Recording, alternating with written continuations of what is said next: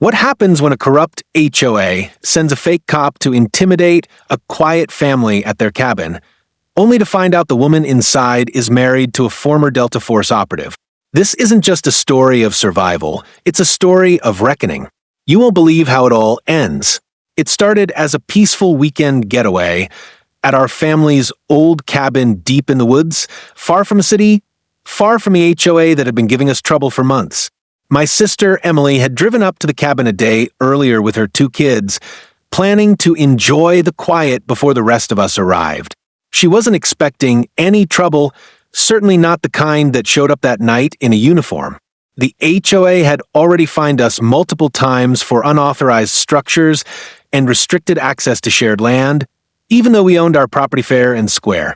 We'd ignored most of their threats, just empty words sent by people with clipboards and too much time. But this time they escalated. That night, around 10:45 p.m., someone pounded on the cabin door. Emily looked through the window and saw a man in what looked like a police uniform claiming to be responding to a disturbance. But something fell off. No badge number was visible, no squad car in sight, and he was alone in a rural area where backup is standard. Emily didn't open the door. She called her husband, Mark, who just happened to be a recently retired Delta Force operator.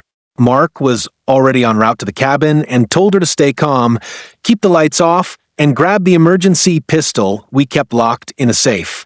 Within 15 minutes, Mark pulled up without lights and crept through the backwoods like he'd done 1,000 times overseas. As the fake cop circled the cabin, trying to break in through a side window, Mark caught him in the act, weapon in hand. Mark didn't shoot. He didn't have to. Within seconds, the imposter was on the ground, zip-tied and screaming that it was just a misunderstanding. Mark had already called local law enforcement, who arrived 20 minutes later. That's when the truth exploded. The man wasn't a cop at all. He was hired by the HOA president, who used to be a private security contractor.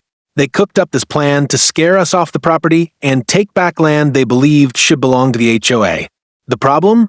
They had no legal claim, and now they were facing serious federal charges for impersonating law enforcement and attempted assault with a deadly weapon.